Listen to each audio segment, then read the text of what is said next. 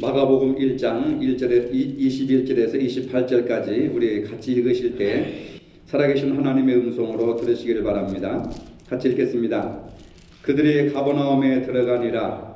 예수께서 곧 안식일에 회당에 들어가 가르치심에 무사람이 그의 교훈에 놀라니 이는 그가 가르치시는 것이 권세 있는 자와 같고 서기관들과 같지 아니함일러라.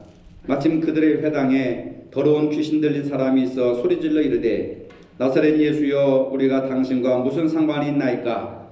우리를 멸하러 왔나이까? 나는 당신이 누구인 줄 아노니 하나님의 거룩한 자니이다. 예수께서 꾸짖어 이르시되 잠잠하고 그 사람에게서 나오라 하시니 더러운 귀신이 그 사람에게 경련을 일으키고 큰 소리를 지르며 나오는지라. 다 놀라 서로 물어 이르되 이는 어찌미냐? 권세 있는 새 교훈이로다. 더러운 귀신들에게 명한즉 순종하는도다 하더라. 예수의 소문이 곧 온 갈릴리 사방에 퍼지더라. 아멘. 권위가 어떤 것인지 가장 쉽게 우리 주변에서 볼 수 있는 것이 있습니다. 한 조그마한 여자가 길을 달리고 있는 커다란 트럭을 향해서 손을 이렇게 듭니다. 그 여자는 경찰 유니폼을 입었습니다. 그 여자 경찰관의 겉모습은 호리호리하니 연약한 여자입니다. 그런데 무시무시한 대형 트럭이 쏜살같이 달려오더니 그 여자 앞에서 딱 멈춥니다. 여자는 국가에서 준 경찰이라는 권위가 있기 때문에 그 권위로 자기 몸에 수십 배나 되는 대형 트럭을 멈출 수 있는 권위가 있었습니다.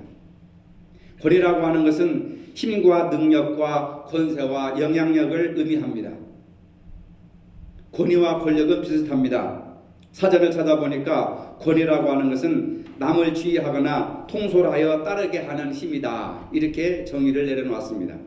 권력이라고 하는 것은 남을 복종시키거나 지배할 수 있는 공인된 권리와 힘이다. 이렇게 말해놓았습니다. 권위나 권력 모두가 자기 의지대로 다른 사람을 행동하게 하는 그러한 힘이라고 하는 데서 비슷합니다. 권위와 권력을 합해 놓은 것을 권세라고 합니다. 성경에 권세라는 말이 있습니다. 로마서 13장 1절에 보니까 모든 권세는 하나님이 정하신 것이다. 모든 권세는 하나님으로부터 온다. 하나님이 주신 힘이다. 이렇게 말씀하고 있습니다. 오늘 본문에 보니까 예수님께서 안식일에 유대인의 회당에 들어가셨습니다. 유대인의 안식일은 금요일 6시부터 토요일 오후 6시까지 그 24시간을 안식일로 정합니다. 유대인 남자 13세 이상 10명만 모이면 회당을 하나 만들 수가 있습니다. 그 회당은 모여서 기도하고 하나님의 말씀을 낭독하고 말씀을 회당장이라는 사람이 해석해 주는 곳입니다. 그러니까 모여서 기도하고 하나님 말씀을 읽고 그 말씀을 해석해 주는 곳, 그곳이 바로 회당입니다. 지금으로 말하자면 교회와 비슷한 곳입니다. 예수님은 안식일에 그 회당에 들어가셨습니다. 그리고 말씀을 가르치셨습니다. 예수님이 가르치시니까 그 말을 듣고 있던 사람들이 예수님의 교훈에 깜짝 놀랐습니다. 강한 충격을 받았습니다. 가르치는 것이 권세 있는 자와 같고 서기관들과 같지 않았기 때문입니다. 서기관들은 누구냐? 말 그대로 서기관, 율법을 필사하는 사람들. 서기관들이 있었기 때문에 우리가 구약을 읽고 성경을 우리가 읽을 수 있는 것이, 문자로 기록한 것이 서기관들입니다. 그러니까 이 사람들은 율법의 전문가들이죠. 율법의 박식한 지식을 가지고 있었습니다.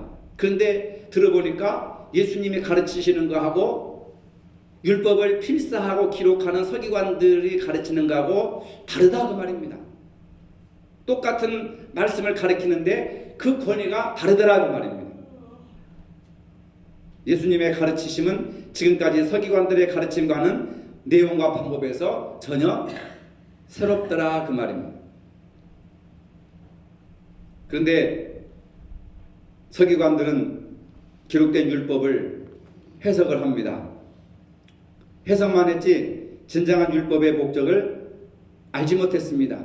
그러나 예수님은 달랐습니다.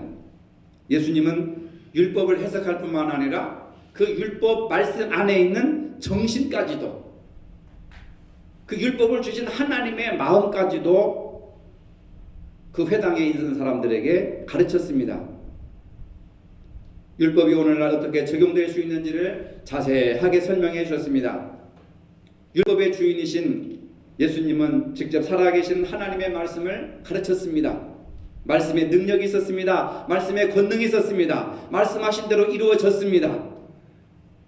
그런데 마치 제가 여러분들에게 설교하고 있는 이 시간에 갑자기 본문 23절에 보니까 그들의 회당에 있던 더러운 귀신 들린 사람이 있어 소리질러 이르되, 예수님께서 잔잔하게 지금 설교 말씀을 하고 계시는데 갑자기 회당에 모인 무리들 중에 하나가 더러운 귀신 들린 사람이 예수님의 예배를 방해하고 있는 겁니다.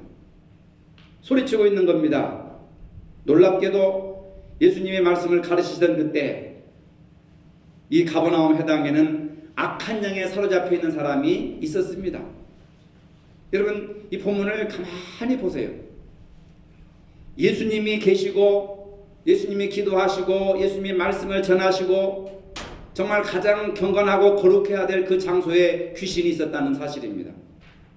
우리는 이 사실을 주목해야 합니다. 교회를 다니다가도 좋지 못한 모습을 발견하고 실망하는 사람들이 많이 있었을 것입니다. 사실 교회는 거룩해야 됩니다.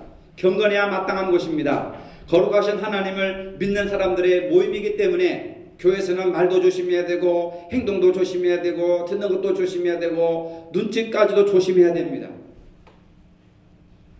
그러나 때로는 별로 깨끗하지 못하거나 잘못된 모습들이 교회 안에서 종종 보이는 것도 사실입니다. 왜 그렇습니까? 이것을 이상히 여기면 안 됩니다. 교회 안에서 어떤 문제가 생기고 어떤 트러블이 생기고 어떤 소동돌이가 일어나도 당연한 겁니다. 왜? 죄인들이 모여있는 곳이기 때문에 그렇습니다. 거룩하고 흠이 없는 사람들이 모이는 것을 찾는다면 공동묘지에나 가야 거룩하고 흠이 없는 사람들이 모여있는 곳이지, 사람들이 살고 있는 모든 조직과 공동체는 죄와 허물을 가지고 있는 사람들이 모이기 때문에 어디를 가든지 문제가 있다 그 말입니다. 이러한 사실을 이해하면 교회에서 시험 들 필요가 없는 겁니다. 교회에서 사람 때문에 상처받을 필요가 없는 겁니다. 오늘 본문의 회당에도 예수님이 계셔서 설교하는 그곳에서도 더러운 귀신 들린 사람이 있었습니다. 본문은 귀신 앞에서 더러운이라고 하는 수식어를 사용합니다. 더러운 귀신 들린 사람이 있었다. 그 사람이 소리칩니다. 24절입니다. 나사렛 예수여, 우리가 당신과 무슨 상관이 있나이까? 우리를 멸하러 왔나이까? 나는 당신이 누구인 줄 아노니 하나님의 거룩한 자니이다. 여러분, 여기 아멘 해야 되지 않습니까? 왜? 귀신의 입에서 나오는, 귀신 들린 사람이 귀신 들린 사람을 통해서 말하는데 예수님이 누구인지 압니다. 하나님의 거룩한 자입니다. 얼마나 은혜스러운 얘기를 합니까? 우리는 여기에 속아서는 안 됩니다. 여기에 보면 귀신은 사람을 통해서 이렇게 말합니다. 우리가 당신과 무슨 상관이 있나이까? 이것은 회당에 앉아있는 성도들과 예수님과 무슨 상관이 있나이까 이 얘기를 하는 것이 아니라 귀신과 예수님이 무슨 상관이 있나이까 이 말입니다. 귀신 들린 자는 회당 안에서 예수님의 설교를 들었습니다. 그러나 예수님과 상관없습니다. 예수님과 상관없는 신앙생활, 예수님과 상관없는 교회 생활, 귀신의 소행일 수도 있다라고 하는 것입니다. 교회 안에서 예수님과 상관없는 일을 열심히 하게 만듭니다. 열심히 신앙생활을 한다고 하는데 예수님과 상관없는 일들만 열심히 부지런히 합니다. 이것이 바로 귀신의 정체라고 하는 겁니다. 우리가 당신과 무슨 상관이 있나이까? 귀신은 예수님과 아무 상관없이 떠들어요. 귀신은 예수님과 상관없는 일을 하게 합니다. 그러면서 뭐라고 합니까? 우리를 멸망시키려 당신이 이 회당에 들어왔습니까? 나는 당신이 누구인지를 압니다. 하나님의 거룩한 자입니다. 귀신도 예수님이 누구인 줄을 안다 그 말입니다. 귀신도 예수님이 누구인지를 아는데 그 아는 것이 믿음이 아니라, 그 아는 것이 신앙이 아니라 우리가 착각할 수가 있습니다. 여러분 예수님을 알잖아요. 하나님을 알지 않습니까? 안다고 해서 그게 믿음이 아니라는 겁니다. 중요한 나의 믿음은 내가 지금 예수님과 상관이 있는 일을 하느냐, 예수님과 상관없는 나만의 열심, 나만의 감정에 도취되어서 내가 교회를 하고 있느냐, 내가 신앙생활을 하고 있느냐, 이것이 예수님과 무슨 상관이 있느냐, 관계를 따져야 된다 이 말입니다. 근데 귀신의 정체는 우리가 당신과 무슨 상관이 있나이까? 아무 상관이 없습니다. 상관이 없어도 회당에 와서 열심히 공부하고 회당에서 열심히 11조 내고 회당에 와서 열심히 자기 몫을 하는 겁니다. 그런데 말씀, 진리의 말씀 예수님이 딱 설교를 하니까 대적을 하는 거죠. 당신과 무슨 상관이 있습니까? 나는 당신과 아무 상관이 없습니다. 그러나 나는 하나님을 압니다. 당신이 누구인 줄 압니다. 우리가 지금까지 마귀에게 속을 수도 있었던 부분들이 바로 이런 겁니다. 저는 이 설교를 일주일 동안 묵상을 하면서 목사로서 내가 예수님과 어떤 상관을 가지고 어떤 상관이 있는 삶을 살고 있는가, 정말 예수님과 상관없는 그러한 삶을 살고 예수님과 상관없는 기도를 하고 예수님과 상관없는 인생을 산다고 한다면 내 속에도 더러운 귀신이 들어와서 나를 예수님의 말씀에 도전하게 만들고 불순종하게 만들고 예배를 방해해버리는 그런 더러운 귀신 들린 사람과 뭐가 다르겠는가, 그런 생각이 들었습니다. 신앙생활은 주님과 상관 있는 일을 하는 것인 줄로 믿으시기를 바랍니다. 나와 상관이 있는 삶이 아니라 주님과 상관이 있는 삶을 살아가는 것이 이게 신앙생활입니다. 오늘 여러분은 신앙생활에서 무엇이 가장 중요한 덕목이라고 생각하십니까? 예수님과 상관없는 일에 되어 있다면 당장 벗어나야 합니다.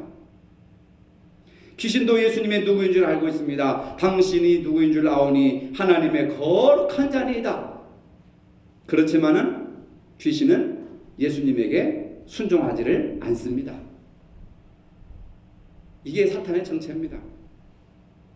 말로는 예수님은 하나님의 거룩한 아들이고 하나님의 보내신 거룩한 자입니다. 위대한 신앙 고백, 베드로와 같은 위대한 신앙 고백을 하죠. 근데 성경 어디에도 보면 귀신이 예수님한테 순종하는 법이 없습니다. 순종하지 않는 믿음, 이건 누구나 다 가질 수 있는 것이고 심지어는 귀신들도 그런 믿음을 가지고 있다는 겁니다. 근데 중요한 예수님과 상관 있는 믿음, 예수님과 상관 있는 신앙, 하나님이 원하시는 믿음은 하나님이 누구인지 예수님이 누구인지를 말하는 것이 아니라 그분의 말씀에 순종하는 것입니다. 아브라함도 백세에 얻은 독자 이삭을 바치라고 했을 때 하나님의 말씀에 순종합니다. 그게 믿음입니다. 여러분. 야고보 선지자는 뭐라고 했습니까? 행함이 없는 믿음은 죽은 것이다. 행함이 없는 믿음은 마귀도 가지고 있고 귀신도 가지고 있는 겁니다. 일반 사람들도 가지고 있는 겁니다. 그러나 우리는 주님의 말씀에 순종하는 것. 한편 귀신 들린 사람이 나타났을 때 회당에 있던 사람들은 문제거리가 생겼다. 꼴통이 교회에 들어와서 풍파를 일으킨다. 모처럼 예수님이 오셔서 큰 은혜를 받고 위로를 받고 싶었는데 갑자기 예배 방해자가 나타나니 오늘 예배는 망쳤구나. 그런 생각을 했을 것입니다.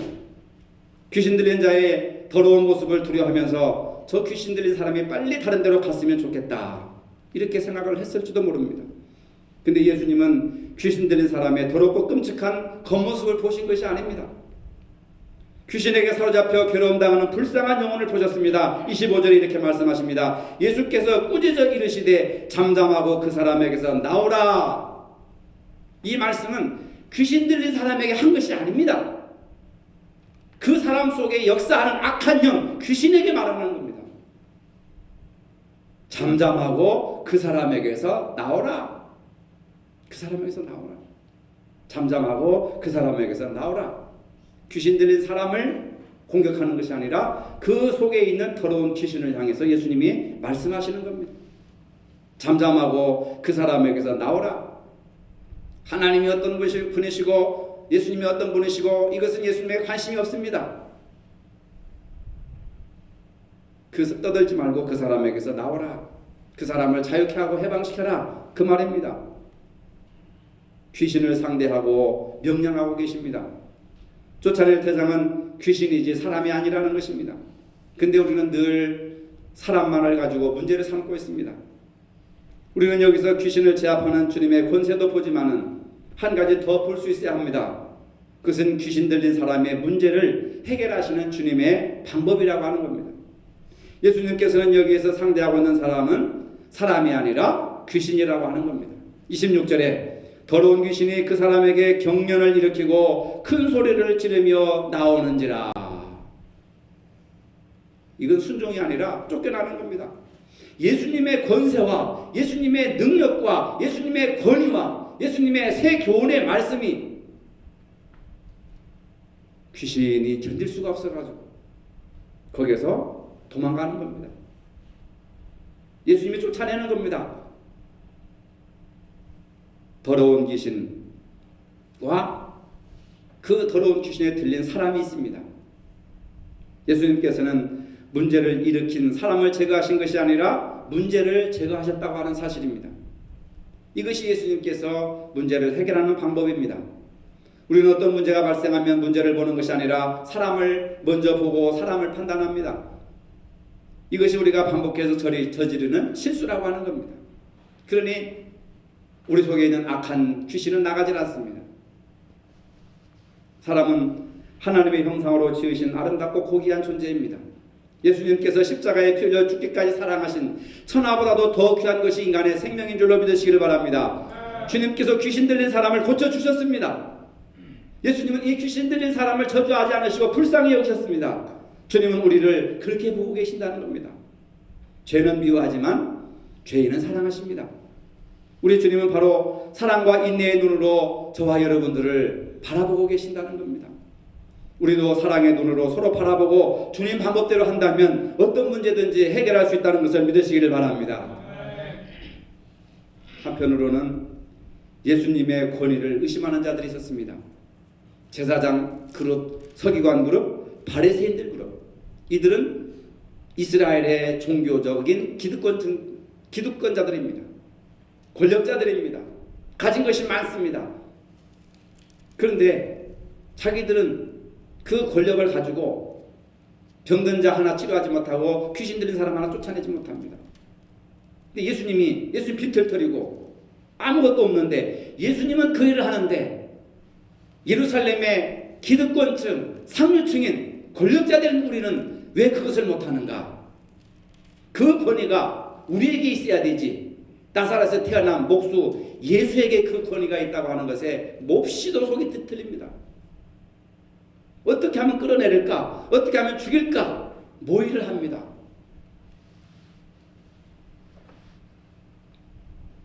그런데 회당에 모인 사람들이 서기관들이 와서 가르치기도 하고 바리새인들이 와서 가르치기도 하고 제사장들이 와서 제사도 지내고 짐승도 잡고 별짓을 다 했지만은 감동을 주지 못했습니다. 예수님이 오셔서 한마디 말씀하시니까 회당에 있는 사람들이 깜짝 놀랐습니다. 27절 28절입니다. 이는 어찌미뇨 권세 있는 새 교리로다. 더러운 귀신들에게 명한 즉 순종하는도다. 나간다 그 말입니다. 더러운 귀신들이 나간다. 권세 있는 새 교훈을 말씀하시니까 더러운 귀신들도 그 자리에 참석할 수가 없고 쫓겨나간다. 원문에 보면은 그런 내용입니다. 쫓겨나간다. 예수님의 가르치심은 권위 있는 분과 같고 서기관들과 같지 않으셨습니다. 서기관들은 되게 기분 나빴을 것입니다. 비교당했다고. 여러분, 더러운 귀신을 명할 때 귀신을 쫓아내는 것이 권세 있는 새 교훈인 줄로 믿으시기를 바랍니다. 새로운 가르침입니다. 여러분들 화가 나잖아요. 스트레스를 받잖아요. 신경질이 나잖아요. 누가 밉잖아요. 그러면 이런 기도를 하세요. 나사렛 예수의 이름으로 명하노니 내게서 미움의 영, 다툼의 영, 교만의 영, 허영의 영은 물러갈지어다. 여러분들 그런 기도를 해보세요. 신기하게도요 마음이 잠잠해지고 평안이 옵니다.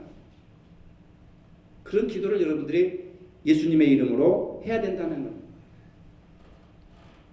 이게 능력 있는 가르침이고 능력 있는 행동인데 예수님의 소문이 온 갈릴리 지방에 그냥 삽시간에 퍼져버렸습니다. 예수님의 가르침이 무슨 내용인지 성경을 아무리 읽어봐도 나오지 않습니다.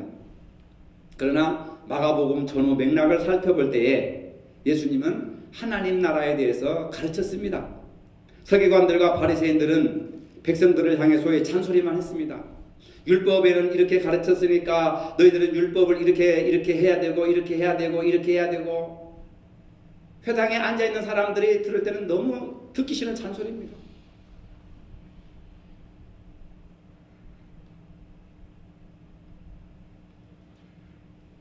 율법학자들이나 바리새인들이나 서기관들, 이런 사람들이 성경 속에 있는 복음의 말씀, 하나님의 마음을 전하는 것이 아니라 전통과 율례, 율법, 물론 그것도 필요하죠. 예절교육 이런 것도 필요합니다. 근데 그런 것 가지고 사람이 거듭나거나 변화되거나 새로워지지는 않습니다. 전통을 더 굳건히 지키고 율법을 더 굳건히 지키고 더 이렇게 하고 보충하고, 그러니까 회당에 있는 사람들에게는 잔소리밖에 안 되는 거예요. 그렇지만 예수님은 진짜 교훈 하나님 나라를 선포했습니다. 예수님께서 처음 나타났었을 때 뭐라고 말씀하셨냐면 회개하라 천국에 가까웠느니라. 이게 예수님의 일성입니다. 천국이 뭡니까? 하나님의 나라입니다. 하나님의 나라는 하나님이 통치하시고 하나님 백성들은 하나님의 다스림을 받는 나라가 하나님의 나라입니다. 하나님이 말씀하시면 아브라함처럼 순종하는 것이 하나님의 나라가 이루어지는 겁니다. 근데 우리는 하나님의 뜻이 이루어지는 것이 아니라 내 뜻을 이루기 위해서, 내 뜻을 이루기 위해서 우리가 기도하고 신앙생활을 하는 경우가 얼마나 많은지 모릅니다. 하나님의 뜻이 먼저 이루어지고 그 다음에 내 뜻이 이루어지도록 요청하고 요구해야 되지 않습니까? 이게 바로 율법학자와 바리새인들과 사두개인들이 가르치는 것하고 예수님이 가르치는 것은 다릅니다. 그 사람들이, 서기관들이 가르치는 것은 의무를 가르치는 거예요. 의무. 교인으로서는, 성도로서는 마땅히 이런 것을 해야 된다, 이런 것을 해야 된다, 이런 것을 해야 된다, 해야 된다, 해야 된다. 어떤 의무조항을 가르치니까 잔소리로 들리는 거예요. 교회에서는 이걸 이렇게 해야 된다, 이렇게 해야 된다, 이렇게 해야 된다. 이건 복음이 아닙니다. 이걸 가지고 생명이 살아나는 게 아닙니다, 여러분. 예수님이 전한 말씀은 하나님의 나라, 하나님이 통치하시고 말씀하시면 귀신도 떠나가고 병도 고쳐지고 악한 영도 물러가고 믿음으로 순종할 때 이런 역사가 일어난다는 것을 가르치는 겁니다. 이게 하나님의 나라가, 하나님의 나라 질서가 내 안에 이루어지는 거예요. 교회는 하나님의 나라를 가르치는 곳이지 세상적인 어떤 것을 가르치는 것이 절대로 아닙니다, 여러분. 권위라고 하는 것은 스스로 세워나가는 게 아닙니다.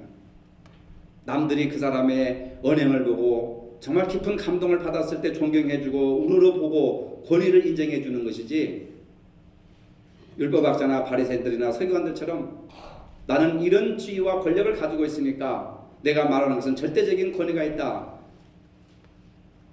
회당에 들어와 가지고 수십 년 동안 그런 일을 했지만 귀신 들린 사람 하나 고치지 못했습니다. 문제 하나 해결하지 못했습니다. 서기관들과 바리새인들은 말만 앞세우고 자신들은 하나님의 말씀에, 주님의 말씀에 순종하지 않고 오히려 주님을 십자가에 못 박아 죽이려고 뒤에서 공론을 하는, 그래서 가룟 유다를 돈으로 주고 매수하는 그러한 비열한 짓거리를 하는 사람들이 바로 이런 사람들입니다. 그들은 사사건건 예수님을 비난했습니다. 반면 예수님은 삶을 통해서 말씀을 이루셨습니다. 이것이 주님의 바로 훈련 방법이라고 하는 겁니다. 오늘 본문에서 회당에 있던 사람들은 예수님에게 권위를 느꼈는데 왜 서기관들과 바리새인들은 회당에 있는 사람들에게 영적인 권위를 주지 못했습니까? 그들은 훌륭한 종교적인 권력과 정치적인 권력과 세상적인 권력을 다 가지고 있는 사람들이었습니다. 그들은 구약의 원본을 필사하는 사람들이었고 그것을 가르치는 사람들이었습니다. 얼마나 많은 성경을 알고 또 외우고 쓰고 했는지 모릅니다. 그런데도 사람들이 그들에게 영적인 권위를 느끼지 못했습니다. 왜? 하나님과 상관없는 종교적인 일을 했기 때문에 그렇습니다. 하나님의 말씀을 열심히 읽고 내용을 통달했지만 정작 그 말씀을 주신 하나님과는 아무런 상관없는 말을 하고 아무런 상관없는 회당을 부지런히 드나들었습니다. 우리가 서기관과 같은 신앙생활을 해서는 안 됩니다. 율법학자들과 같은 신앙생활을 해서는 안 됩니다. 우리는 말씀과 기도로 하나님과 관계를 세워야 합니다. 겸손히 남을 섬겨야 합니다. 그것이 권위입니다. 예수님께서도 내가 이 세상에 온 것은 섬김을 받으러 온 것이 아니라 도리어 섬기러 왔다고 말씀하셨습니다. 하나님을 향한 서기관들과 같은 그런 태도를 우리가 가지고 있습니다. 나도 모르는데 나도 서기관과 같이 바리새인과 같이 제사장과 같은 남 위에 있어서 군림하고 명령하고 그래서 많은 사람들을 움직이려고 하는 그런 힘을 나도 가지고 있구나. 그냥 억지로 움직일 수 있을지 몰라도 진심으로 순종하지 않는다면 그 권위는 잘못된 권위다. 그래서 섬김의 자세로 내려가야겠다. 섬김의 사람을 움직이는 것이지 어떤 세상적인 권위로 사람을 움직여서는 안 되겠다. 그런 깨달음을 갖게 되는 것입니다. 서기관들은 남에게 보이기 위해서 열심히 회당을 드나들었습니다.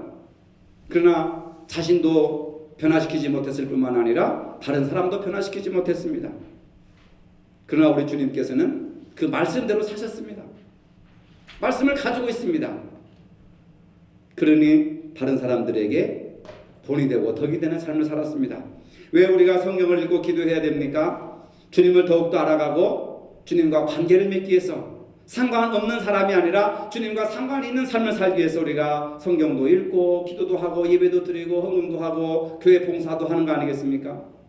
여러분 말씀과 기도를 통한 영적인 교제가 우선인 줄로 믿으시기를 바랍니다. 먼저 하나님과 친밀한 교제를 나누고 그분의 뜻이 무엇인지를 아는 것이 중요합니다. 하나님이 어떤 분인가를 아는 것이 중요한 거 아닙니다. 귀신도 알고 있었으니까. 그런데 하나님이 어떤 분인가가 중요한 것이 아니라 하나님의 뜻이 어디에 계시는가, 하나님의 뜻이 무엇인가를 아는 것이 중요한 거예요. 여러분들을 통해서 하나님의 뜻이 무엇인가, 하나님이 나에게 어떤 뜻이 계셔서 이곳에 보내주셨고 이곳에서 일하게 하셨는가, 직분자로 세우셨는가, 그 뜻을 아는 것이 중요하다 그 말입니다. 그렇게 한 후에 실천하는 삶이 하나님 나라의 삶을 살아가는 천국 백성입니다. 마가복음에서 줄기차게 등장하는 병고침의 이야기는 영적인 질병만 고치셨을 뿐만 아니라 육적인 질병도 고치시고 정신적인 질병도 고치셨습니다.